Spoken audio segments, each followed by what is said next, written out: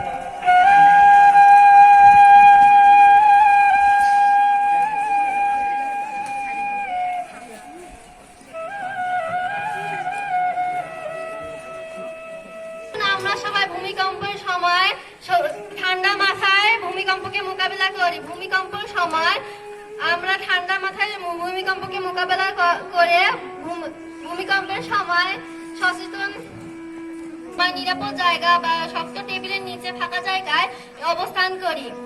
ভূমিকম্পের সময় গ্যাসের সিলিন্ডার এবং বৈদ্যুতিক লাইন বন্ধ। আসুন সবাই সচেতন রই।